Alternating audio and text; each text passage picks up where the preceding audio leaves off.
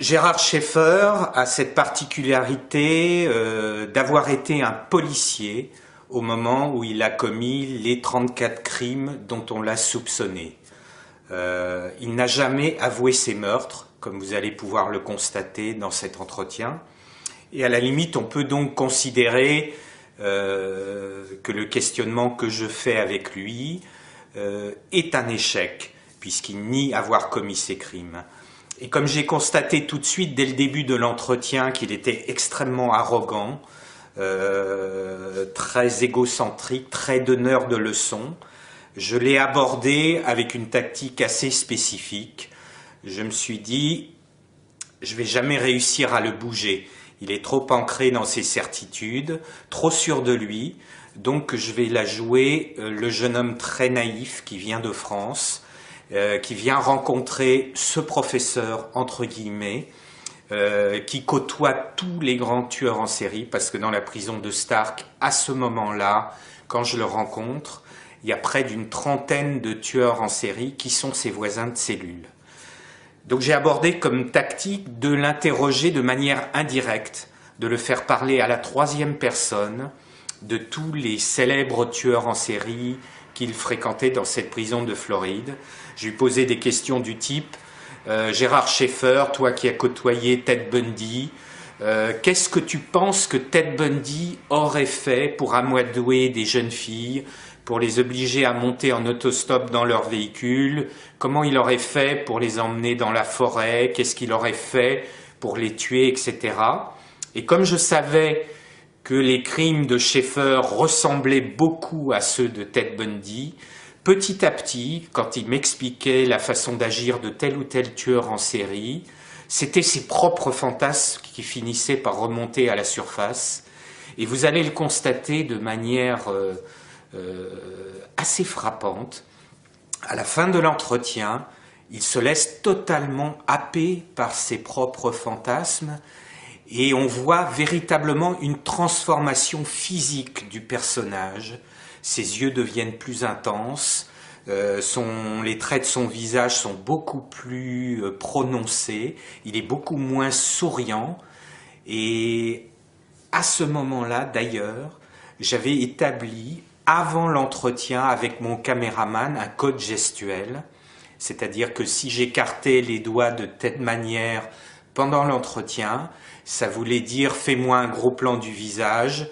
Un autre geste indiquait de manière codée qu'il devait faire un gros plan, par exemple, sur les mains, ou un plan plus large, parce qu'évidemment, quand vous êtes pris par l'entretien, vous n'avez pas le temps de vous occuper de la technique ou d'interrompre l'entretien pour demander au caméraman d'agir de telle ou telle manière.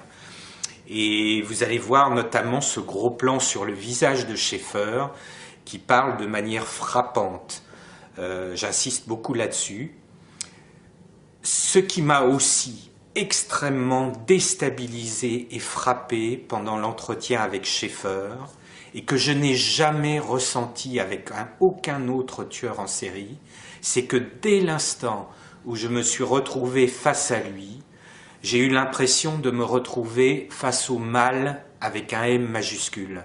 Pourtant, il est tout à fait charmant et souriant, comme vous allez le voir au début de l'entretien, mais j'ai eu la colonne vertébrale qui s'est coincée, j'ai eu les poils partout qui se sont hérissés sur mon corps, et à la fin de la première journée d'entretien, j'ai demandé aussi à mon ami Olivier Raffet ce qu'il avait ressenti, c'était lui qui réalisait et filmait l'entretien, et lui-même m'a dit qu'il avait été complètement déstabilisé, qu'il avait ressenti cette aura maléfique également.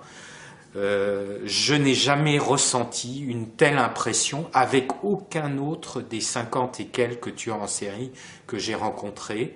Et même à revoir maintenant les images, lorsque je fais par exemple mes cours auprès de la gendarmerie, j'ai toujours cette impression physique qui me revient et que je ne parviens pas à expliquer.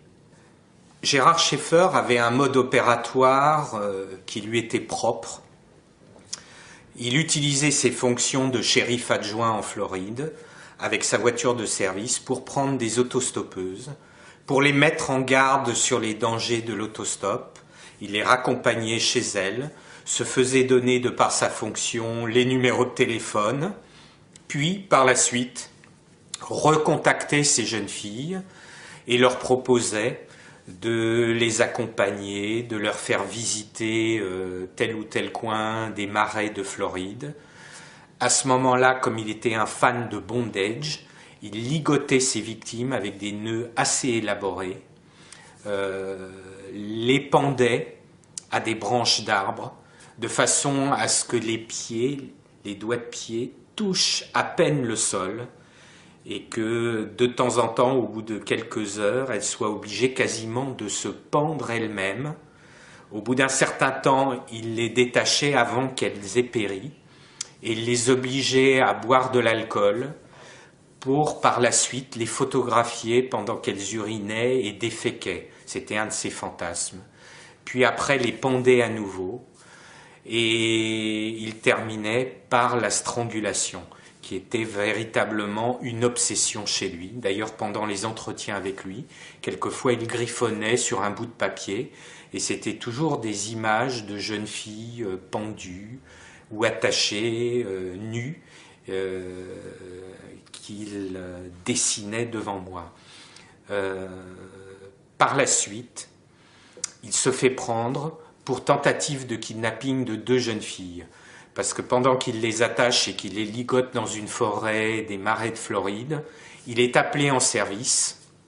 Donc il retourne auprès du bureau du shérif pour lequel il travaillait, en laissant ces 2 victimes, pensant revenir les achever par la suite. Mais elles parviennent à défaire leurs liens, à donner l'alarme, et elles avaient retenu une partie du numéro de la plaque d'immatriculation du véhicule de Schaeffer. Il est arrêté. Une fouille à son domicile permet de retrouver des objets, papiers d'identité, cheveux, dents et écrits ayant appartenu à plus d'une trentaine de jeunes filles qui avaient disparu et dont on n'a jamais retrouvé aucun des corps. Par la suite, il a prétendu que ces écrits, qui ont été publiés d'ailleurs, ils ont fait l'objet d'une publication en France, Journal d'un tueur, en anglais c'est Killer Fiction and Beyond Killer Fiction, qui sont des écrits absolument abominables où Schaeffer exprime ses fantasmes nécrologiques et nécrophiliques, de décapitation aussi. Il raconte que le tueur qui est dans ces nouvelles de pseudo-fiction décapitait les victimes et gardait les têtes coupées dans un coffre. Par la suite, on a retrouvé des courriers qu'il a adressés à son ex-fiancée, qui par la suite a publié ses écrits, qui s'appelle Sandra London, où il disait que effectivement il coupait la tête de ses victimes. Mais il a toujours nié avoir commis ces crimes, et depuis cet entretien avec lui, il a été assassiné en prison par un autre tueur de près d'une trentaine de coups de couteau suite à la dispute autour d'une tasse de café. Mr. Schaeffer, how long have you been imprisoned? Since 1973.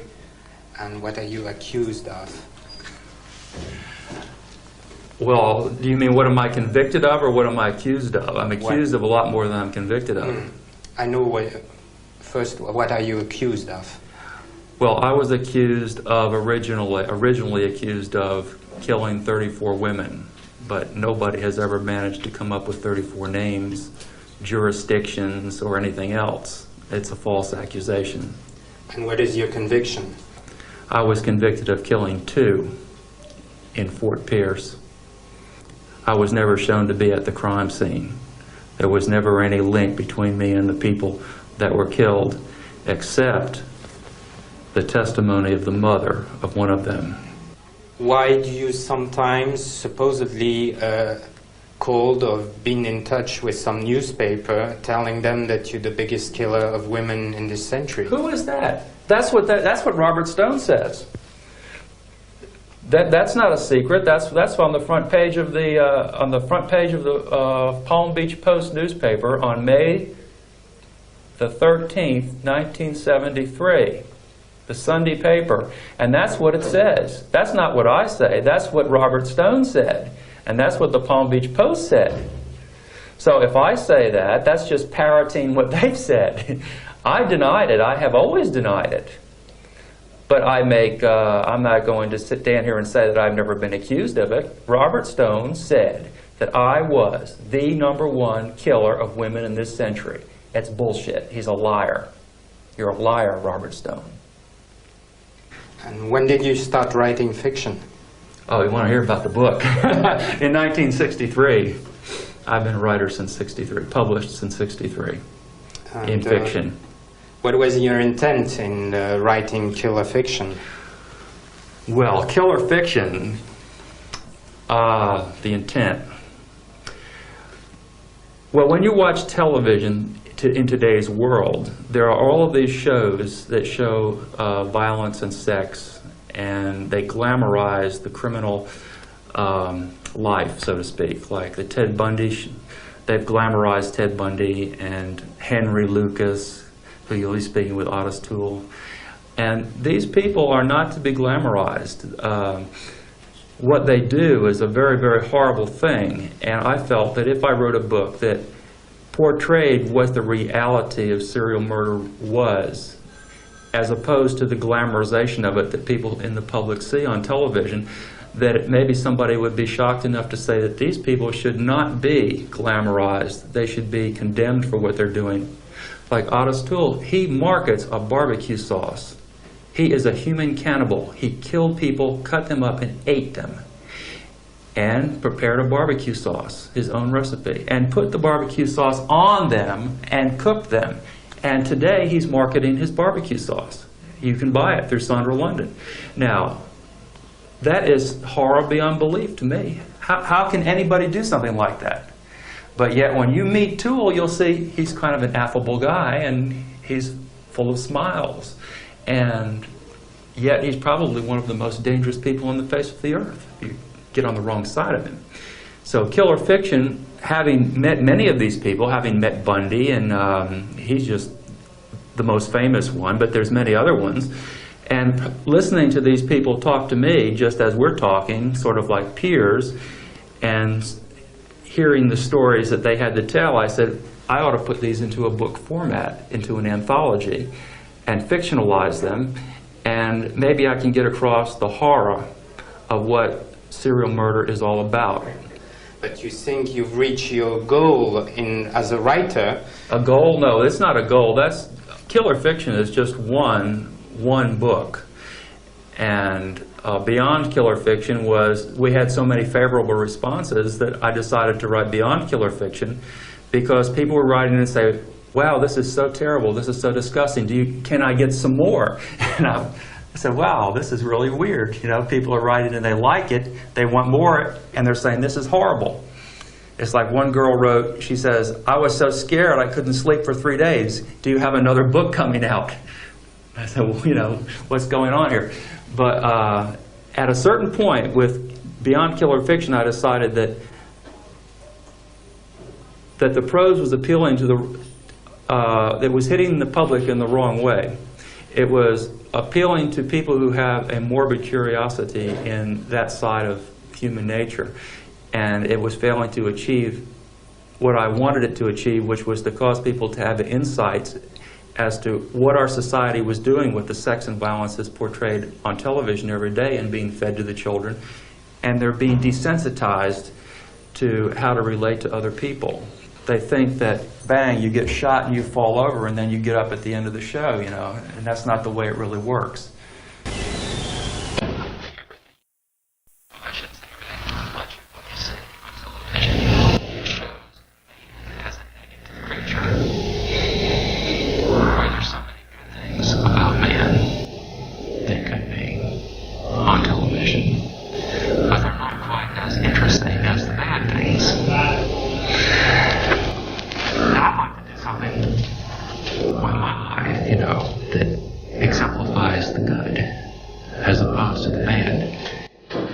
And I had hoped that Killer Fiction would have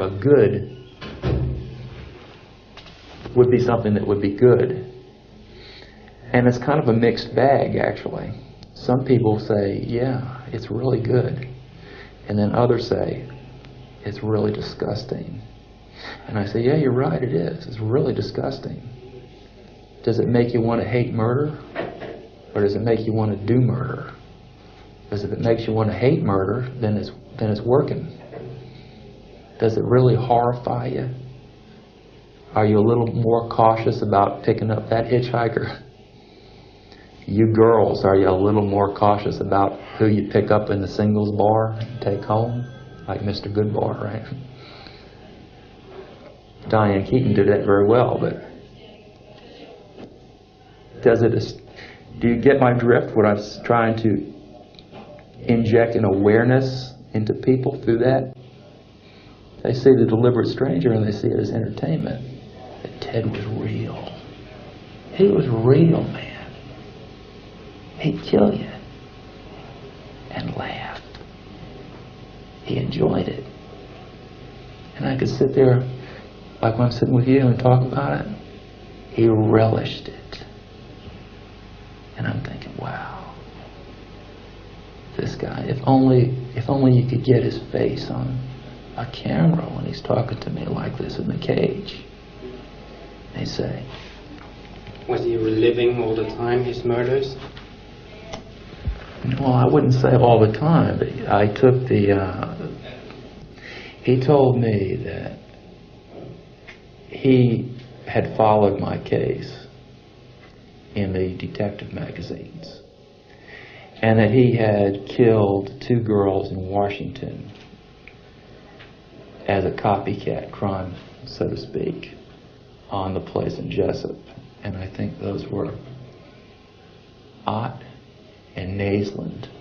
And he would tell me that he took them up on the logging road and strangled them and had sex with their corpses and went back and had sex with their corpses and cut off their heads like as a tribute. And I'm thinking, you motherfuckers that wrote that. I said, here's the guy who read it, believed their bullshit, and went out and did something like this. And now, he's like bragging to me.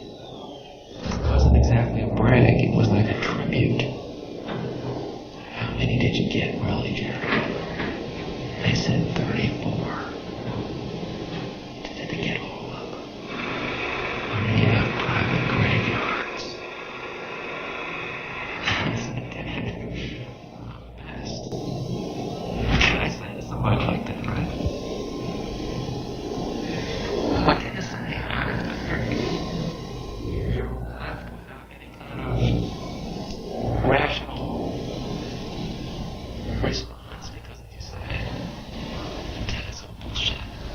He said, no, it's not. I know. And he knew. So, because he had lived it. And I hadn't lived it, except through what was written about me. And he was doing it based on what he had read. So he had 36. He wanted to be the best. And he was obsessed because they said I had 34. And he was afraid that I had ones that he didn't know about. So, and he was always trying to get me to say, no, that's all I got, 34, you know. But I never would say that. I discerned that he was concerned about the number. And it was my own way of needling him back by saying, I'm the best, Ted. You're going to fry, and I'm going to be here.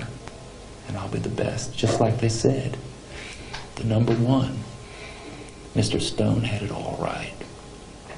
The best there ever was. And you're nothing. And he'd just go crazy. Can't be. And I'd take out my little thing from the Palm Beach Post. I said, read that, man. Cult. First page. Palm Beach Post. Cult. I'm the leader of the cult. There you go. Can't be. he was a sickie. L'invité est Stéphane Bourgoin, spécialiste mondialement connu des tueurs en série. Bonjour Stéphane Bourgoin. Bonjour Jacques. Vous publiez aujourd'hui un livre choc et vraiment il n'y a pas d'autre mot pour le définir, chez Grasset, sur la trace du pire tueur en série de tous les temps. On parlera de cette rencontre qui vous a particulièrement marqué, un personnage exceptionnel, et ça n'est pas un compliment, vous l'avez compris, ni dans ma bouche ni dans celle de Stéphane Bourgoin, mon invité. Il s'agit certainement d'un des pires tueurs en série américains. Stéphane Bourgoin, vous publiez aujourd'hui ce livre chez Grasset, Sex Beast, la bête de sexe. Vous allez nous dire pourquoi vous avez choisi ce titre et ce sous-titre, évidemment, sur la trace du pire tueur en série de tous les temps. La trace, elle a été heureusement retrouvée par la justice. Il a été condamné en 1972, puis plus tard, d'abord pour enlèvement et agression sexuelle de 2 jeunes filles, et puis plus tard pour un double meurtre et une tentative d'enlèvement, je crois, ou plusieurs tentatives d'enlèvement. Il a été condamné 2 fois à la perpétuité. Vous l'avez rencontré en 1991 dans sa prison et il a été assassiné en 1995 dans sa prison par un codétenu dans des circonstances que nous rappellerons tout à l'heure. Mais je voudrais d'abord revenir à ce que je disais juste avant les infos pour présenter l'émission. Depuis 1979, vous avez entamé un parcours qui est certainement très difficile à vivre, puisque vous avez rencontré au total 77 tueurs en série aux États-Unis, mais dans beaucoup d'autres pays du monde. Et vous dites dans l'introduction de ce livre qui paraît aujourd'hui donc chez Grasset, vous dites: c'est la pire de mes rencontres et j'ai eu besoin d'une aide psychologique après avoir passé des heures avec cet homme. J'ai eu en fait besoin, après l'écriture de ce livre, de rencontrer quelqu'un pour me soulager en quelque sorte. Parce que, effectivement, lors de cette rencontre qui démarre le 18 novembre 1991, dans une pièce du couloir de la mort de l'État de Floride, à Stark, Florida State Prison, on est d'ailleurs à 50 mètres de la salle où ont lieu les exécutions capitales de l'État de Floride. À l'époque, c'était encore la chaise électrique, maintenant c'est l'injection létale. Et dès l'instant où je suis face à Gérard Schaeffer, j'ai la chair de poule. J'ai ma colonne vertébrale qui se bloque. Et pourtant, on peut dire que vous êtes blindé. Vous avez déjà eu des rencontres avec des gens vraiment très très peu fréquentables. À l'époque, qu'est-ce qui s'est passé? C'est quoi? C'est un regard? C'est une attitude? C'est des mots? Il est charmant, il est souriant d'apparence, il se prétend innocent de ses crimes. Et vraiment, c'est quelque chose que je n'ai jamais ressenti avant ni après avec aucun autre tueur en série. Pendant toutes les journées d'entretien, j'étais littéralement terrorisé. J'avais l'impression d'être un personnage dans un roman de Stephen King, d'être face au mal absolu avec un M majuscule, comme une aura maléfique qui projetait, une sorte de vampire psychique. Et il faut peut-être rappeler à ceux qui vous écoutent en ce moment, on leur dit, voilà, quelqu'un qui a rencontré 77 tueurs en série depuis 1979. Quelle est la raison profonde de ces entretiens? La raison profonde de ces entretiens, c'est d'essayer de comprendre ce qui se passe dans la tête d'un tueur en série. Parce qu'il faut savoir que pour les tueurs en série masculins, l'assassin et sa victime ne se connaissent pas. Donc, a priori... Les victimes sont choisies au hasard, quoi. Il n'y a pas de lien. Il n'y a pas de lien pas vraiment familiaux. Le hasard non plus, Oui, il n'y a pas de mobile apparent. Ça peut apparaître comme un crime gratuit. Et en fait, ça n'est jamais un crime gratuit.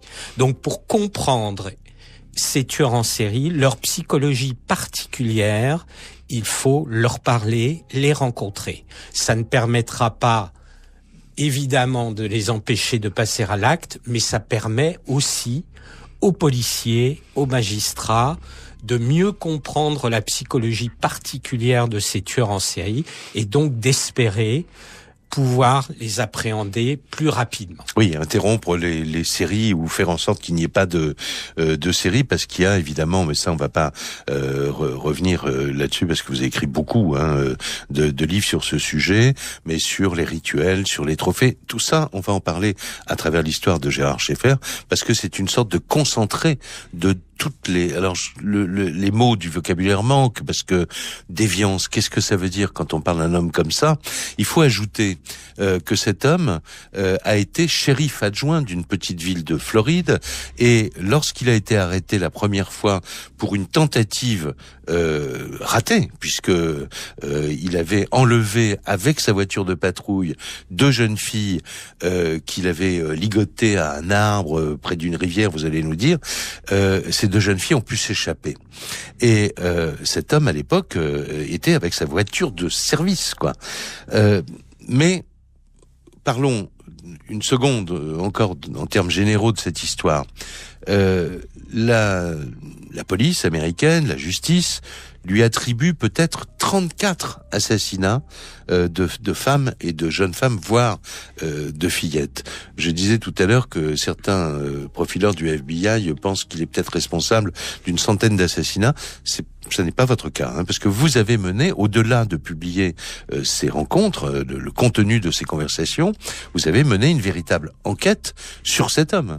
Oui, j'ai filmé des entretiens avec 18 protagonistes de l'affaire, y compris le tueur, puisque j'ai filmé le seul entretien avec lui, qui a été diffusé à la télévision française. J'ai fait 4 documentaires pour différentes chaînes de télévision sur lui.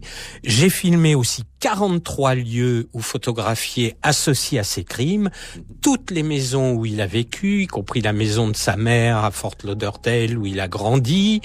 Toutes ces scènes de crime, je me suis rendu sur place et j'ai récupéré auprès des policiers de Floride l'ensemble du dossier criminel et des objets personnels appartenant au tueur Gérard Schaeffer. Et vous avez rencontré aussi des personnes qui ont été très proches de lui, voire une ancienne épouse.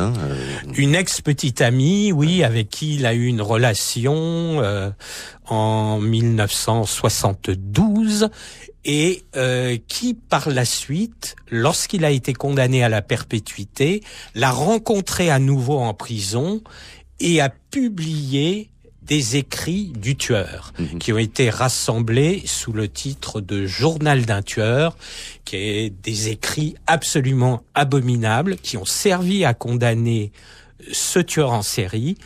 Et ces écrits ont été republiés en France cette année par un éditeur qui s'appelle Camion Noir. Alors, je l'ai indiqué tout à l'heure, il bénéficiait d'une intelligence exceptionnelle, un QI de, je crois, 130, non, c'est ça? Oui, un peu plus que 130. De ces, voilà, oui. Bon. Mais donc, c'est considéré comme un QI, en tout cas. Moi, j'aime pas qu'on dise QI, donc intelligence, bon. Mais un QI quand même exceptionnel, qui, évidemment, mis au service d'un esprit particulièrement manipulateur, lui a permis en fait de brouiller les pistes, de faire disparaître les cadavres de la plupart de ses victimes, ce qui explique qu'il n'ait été condamné que pour un double meurtre.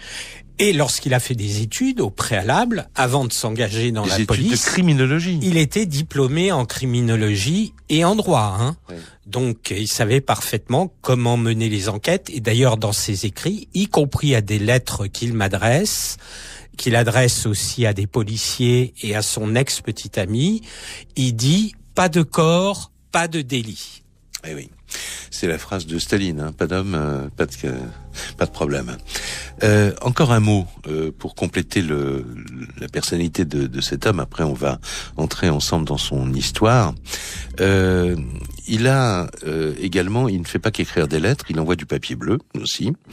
Il a attaqué en diffamation un certain nombre de personnes, dont vous, parce que les personnes qui avaient écrit sur lui l'avaient donc qualifié de tueur en série. Or, il dit « Je suis innocent ». Ce que j'ai écrit, parce que on parlera des textes de fiction mais il faut mettre des guillemets, parce que vous êtes intimement persuadé, comme la police américaine, que ces œuvres de fiction, en fait, sont la transcription de scènes qu'il a réellement vécues. Mais lui dit non, pas du tout. Voilà, on me fait porter le chapeau, il y a un complot. J'écris. C'est pas interdit de s'exprimer par l'écriture, mais je ne suis pas coupable. Et il a continué jusqu'à être, quand il a été assassiné dans sa prison, il continuait à dire « Je suis un innocent en prison ». Quand on lit certains de ces textes, notamment 3 textes qui ont servi à le faire condamner, c'est quand même un cas exceptionnel que quelqu'un 3 textes de fiction supposés, soi-disant, voilà.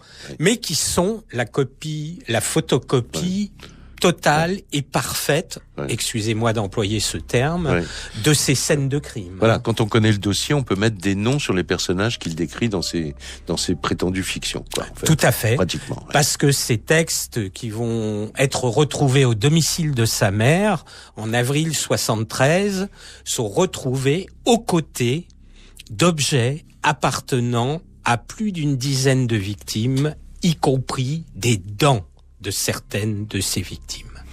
Alors, on va faire une première pause. Sex Beast, traduction bête de sexe. Il n'est pas le seul à avoir été baptisé de ce surnom. Non, il y a eu un autre tueur en série à la fin des années 50 et au début des années 1960, notamment en Virginie, qui était musicien de jazz, Melvin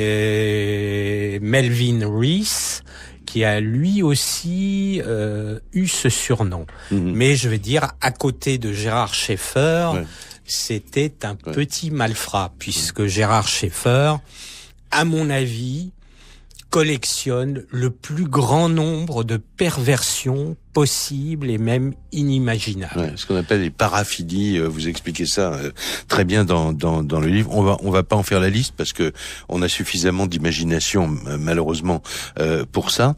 Mais revenons sur le parcours de cet homme, parce que comme pour beaucoup de tueurs en série, beaucoup de gens ont été complètement étonnés par la suite quand il a été traduit en justice, quand on a commencé à dire qu'il avait peut-être tué 34 personnes, voire plus. Comme enfant, où est-ce qu'il a passé son enfance ? Alors, il a d'abord passé son enfance en Géorgie, pas très loin d'Atlanta. Le père travaille pour est représentant d'une grande compagnie qui notamment vend les mouchoirs Kleenex et autres. Mais c'est un père qui a eu qui a été fait prisonnier par les nazis pendant la guerre, qui a été traumatisé à vie et qui en a beaucoup parlé à cet enfant, quoi, et qui s'est mis à boire. Je crois qu'il était. C'est un alcoolique invétéré qui, pour survivre dans les camps nazis, disait qu'il fallait toujours suivre les ordres très stricts, et qui inculque ça à son fils, voilà. Gérard Schaeffer. Ouais. Son fils aussi se rend très vite compte que son père préfère de beaucoup sa sœur. Ouais. Et donc, dès son plus jeune âge, Gérard Schaeffer joue à des jeux morbides où il est toujours la victime, il fait le mort avec ses camarades de classe et il s'habille en fille, avec les sous-vêtements de sa mère, qu'il va découper aussi. Donc, alors il y a tout ça, évidemment, a été mis sur la place publique à l'occasion des débats en justice. Alors après, il a une scolarité à peu près normale, voire il est très intelligent apparemment, mais enfin, il fait pas non plus d'étincelles, quoi. Il rate beaucoup ce qu'il projette de devenir. Il va aller à l'université, il va avoir à un moment, il va même devenir professeur. Ou professeur associé, je sais plus comment on dit, mais ça va pas durer très longtemps à cause de son attitude. Oui, il faut comprendre qu'il est dans une famille extrêmement puritaine, catholique, très stricte. Il va à la messe 7 jours par semaine. Tous les jours, Gérard Schaeffer. Et il est obsédé aussi, dès son adolescence, par la pureté et la virginité. Il se fait remarquer dans un collège catholique, vous racontez, parce que il croit pas qu'il soit possible de faire un enfant par l'opération du Saint-Esprit, ce qui lui vaut d'être exclu, je crois, d'une école catholique. Et il est obsédé par la virginité, en fait. Oui, pour lui, les femmes, dès l'âge de 13-14 ans, sont soit des saintes vierges, comme sa mère, soit, excusez-moi d'employer le terme, le dit lui-même, des putes. Oui. Voilà. Et donc, il fait passer des sortes de tests psychologiques à ses petites amies. Il a une petite amie de 14 à 16 ans, mais pour lui, le seul moyen de faire l'amour avec elle, c'est de passer et de faire semblant de la violer. Et quand il est stressé, il part chasser dans les marais des Everglades, c'est les grands marais de Floride, où il tue toutes sortes d'animaux. C'est un fanatique des armes à feu dès l'adolescence. Il explique d'ailleurs de la chasse. qu'il veut rentrer dans la police parce que comme ça il pourra tirer sur des animaux, etc. sans avoir à se justifier. Quand il a été viré de ses postes de professeur, c'est pourquoi ? C'est parce il prêchait en quelque sorte sa philosophie de la vie auprès des étudiants. Quoi, voilà, il prêchait la bonne parole, c'est-à-dire sa bonne parole. Quoi. Sa bonne parole, sa vision de la société, c'est-à-dire un côté à la fois extrêmement puritain et en même temps, il s'adonne, quand il est stressé, à des longues promenades dans la forêt où il va revêtir des sous-vêtements féminins, s'attacher, se ligoter à des arbres, se menotter et faire comme s'il se pendait à des branches d'arbres. Et d'ailleurs, une ou deux fois, il me le raconte, il ne passe pas très loin de se pendre lui-même. Et cela dès l'âge de 12-13 ans, avant que la famille aille s'installer en Floride, dans la ville balnéaire de Fort Lauderdale. Alors, on l'a dit tout à l'heure, peut-être 34 assassinats, peut-être plus, vous pensez un peu moins, mais enfin, vous lui attribuez au minimum une quinzaine de meurtres. Hein. Mais on n'a pas pu prouver l'essentiel des accusations, tout simplement parce que dans son dossier, il y a énormément de disparition. On disparaît beaucoup autour de cet homme, et comme vous le disiez tout à l'heure, pas de cadavre, pas de crime, il est passé, si j'ose dire, à travers les gouttes pendant des années et des années. Cet homme-là, dès il est né en 1946, au début des années 60, c'est ce que vous dites dans le livre, il commence certainement à tuer parce que autour de lui, vous avez relevé des disparitions multiples. On pense qu'il tue pour la première fois vers l'âge de 16-18 ans.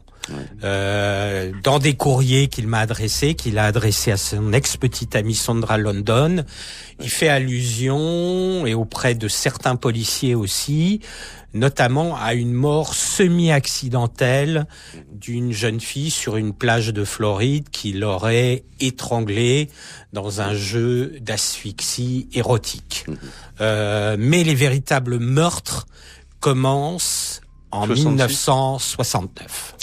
Alors, on fait une pause. Terrible parcours de ce tueur en série américain, l'un des pires certainement dans les annales du crime, Gerard John Schaeffer. D'ailleurs, Stéphane Bourgon, on l'a pas dit, mais beaucoup moins connu que Ted Bundy, Ed Kemper ou tous ceux dont le cinéma s'est inspiré pour des films. Alors que en fait, il est pire, si j'ose dire. Pourquoi ? Parce qu'il est tellement glaçant que finalement, il n'est pas inconnu aux États-Unis quand même. La presse a beaucoup parlé de lui. Hein. Curieusement, il est très peu connu. Il n'y a eu qu'un livre régional, un peu de l'auto-édition qui a été publié sur son cas. Sinon, mon ouvrage est le premier livre à se pencher en détail sur son affaire. Hein. Alors, on a donné ce parcours, une enfance chaotique, un père alcoolique, des problèmes au cours de ses études, mais quand même ce QI de 130 et voire plus, des postes de professeur d'université, mais dont il se fait virer très régulièrement. Après, il fait ce diplôme de criminologie dont vous parliez. Il est engagé dans la police. Il va être shérif adjoint pendant quelques temps.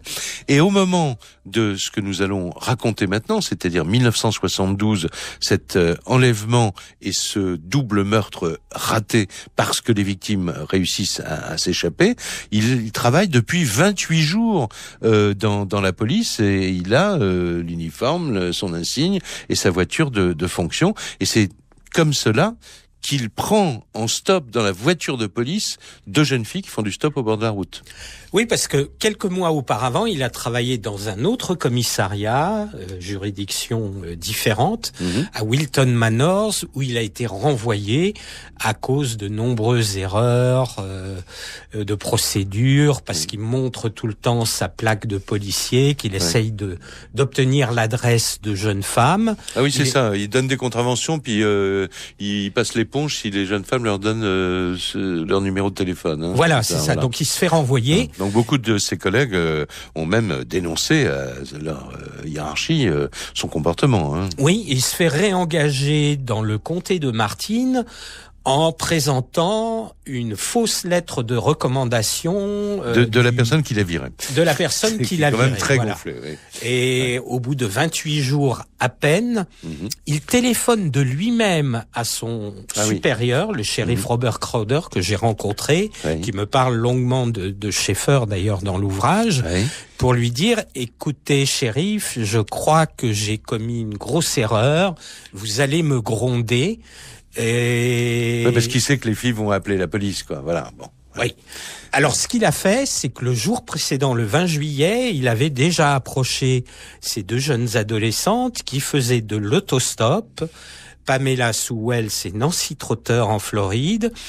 Il les accompagne et les dépose dans l'endroit où elles résident. Et puis, en leur disant, faut faire attention, faut pas faire du stop comme ça au bord des routes. Oui, ça peut être très dangereux. Voilà. Et d'ailleurs, si vous allez quelque part demain, je viens vous chercher. Elles l'appellent pas. Hein. Non, mais il se rend, il leur fixe rendez-vous. Et il les embarque à bord de son véhicule et leur propose de les emmener vers la plage. Et puis, tout d'un coup, il prend un petit chemin de traverse avec un fort espagnol abandonné. C'est un endroit désert, un endroit totalement désert à l'époque, mais qu'il a repéré comme tous les lieux où il va tuer ses malheureuses. Hein. Alors ces scènes de crime, faut le comprendre, se ressemblent toutes. C'est toujours des lieux très très isolés dans les marais. Je les ai toutes visitées, ces différentes scènes de crime, et c'est des arbres. D'ailleurs, l'un de ces arbres a été surnommé l'arbre du diable, parce que depuis les crimes de Gérard Schaeffer, il est supposé être hanté. Il a tué au moins 2 victimes dans cet arbre, à cet endroit-là. Il y a eu même des cérémonies d'exorcisme pour tenter de mettre fin à ces séances, à ces bruits qu'apparemment des passants découvrent dans la forêt. Donc les arbres, c'est toujours des arbres avec des racines très apparentes, horizontales, qui possèdent une branche très très lourde, très très horizontale, qui lui permet d'y accrocher une corde pour y pendre ses victimes. Et toutes ces victimes sont ligotées aux chevilles, aux bras, à la taille, et toujours menottées les mains derrière le dos.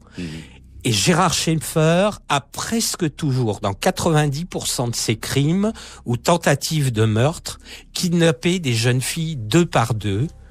Pourquoi, me demanderez-vous? Parce que c'est plus difficile. Vous lui avez posé la question, oui. Oui. C'est plus difficile quand on s'attaque à 2 personnes. Parce que il les met face à face pour que l'une d'entre elles puisse assister à l'agonie de l'autre. Voilà, donc il y a ce mode opératoire qui est constant, qu'on peut retrouver, c'est comme ça qu'on a pu lui attribuer quand même un certain nombre de ces disparitions comme des assassinats. Et évidemment, donc là je reviens au début de l'histoire, son coup de fil au commissariat pour dire vous allez pas être content, j'ai fait une bêtise, j'ai emmené 2 filles, mais je voulais leur donner une leçon pour qu'elles arrêtent de faire du stop, je voulais leur faire comprendre que ça pouvait être dangereux. En fait, c'est un véritable miracle pour ces 2 jeunes femmes. Hein. Oui, elles arrivent à détacher les cordes, pas les menottes. Oui. Donc elles libèrent les cordes qui les attachent au cou, parce que elles ont les pieds en équilibre sur les racines protubérantes. Donc si jamais elles dérapent, elles se pendent elles-mêmes. Alors, le policier qui a reçu l'appel de Schaeffer, lui, il envoie des patrouilles tout de suite. Il envoie tout de suite des patrouilles, et les deux jeunes filles sont terrorisées et s'enfuient dans les marais et en bord de mer, les mains attachées dans le dos. Voilà, et elles vont être retrouvées par des patrouilles, en fait. D'ailleurs, je recueille leur témoignage qui est publié dans le livre et qui est proprement terrifiant et glaçant. Alors, d'un mot, lui va dire, mais non, il va s'enferrer dans ce scénario imaginaire. Je leur voulais pas de mal, je voulais pas les tuer, je voulais simplement les avertir. La justice va pas du tout raisonner de la même façon. Il va être condamné à combien pour cet acte-là? Alors, parce que là, il est incarcéré, il reste en prison. Il est incarcéré quelques jours, et puis, incroyable, il est libéré contre le paiement d'une caution en attente de son procès. Nous sommes le 21 juillet 72 et il ne sera condamné qu'en fin d'année 72 et il sera incarcéré en janvier 73. Et entre-temps, il a tué encore. Entre-temps, il a tué. Alors, dernière pause. Là, on peut pas tout raconter, j'envoie tout le monde à votre livre, mais 1973, début 73, on est aux alentours du mois de mars, il a été condamné à 6 mois de prison finalement pour l'enlèvement réussi, mais le meurtre raté de ces deux malheureuses jeunes femmes que vous avez rencontrées. Et pendant qu'il effectue ces 6 mois de prison, à la radio, un matin, on est du côté du mois de mars 1973, il entend que la police, les autorités, ont trouvé, par le plus grand des hasards, un promeneur, etc., les restes de 2 personnes disparues, dont il était, lui, intimement persuadé qu'on ne trouverait jamais trace. Et ça, c'est un signal d'alarme pour lui, parce que si on trouve et si on recolle les morceaux, si j'ose dire, il peut avoir là un procès et être condamné à mort. Hein. Et qu'est-ce qu'il fait? Il appelle son beau-frère, qui est d'ailleurs policier, et il lui dit, est-ce que tu peux pas aller à mon domicile chercher des affaires et puis les mettre chez qui? Chez sa mère? Chez sa mère, Doris Schaeffer, voilà. à Fort Lauderdale. Il faudrait que tu débarrasses d'urgence tout ce que... Voilà. C'est un certain nombre de cartons. Voilà. Et son beau-frère le fait. Et puis en avril 1973, il y a une perquisition chez la mère de Gérard Schaeffer. Et là, qu'est-ce qui se passe? Le 7 avril 73, puisqu'on a identifié les restes de ces deux jeunes femmes. Oui. Donc là, on se réintéresse à Schaeffer, mais cette fois-ci pour des meurtres. Hein. Oui. Susan Place, Georgia Jessup sont identifiées, et la mère de l'une d'entre elles avait rencontré Gérard Schaeffer, qui était venu chercher les deux jeunes femmes sous une identité d'emprunt de Jerry Shepherd pour les emmener à la plage. Voilà, elle note la plaque d'immatriculation du véhicule, elle se trompe, ce qui déroute pendant un certain temps les enquêteurs, mais sa description de Gérard Schaeffer est tout à fait la copie conforme.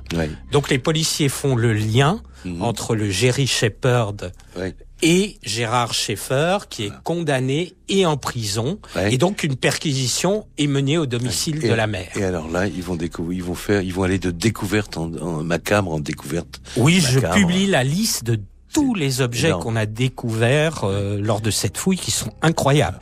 Des papiers d'identité appartenant à des victimes, des bijoux à d'autres, des écrits, des dizaines de dessins de Gérard John Schaeffer qui montrent des pendaisons de jeunes femmes, des vêtements, et quand on essaye des dents.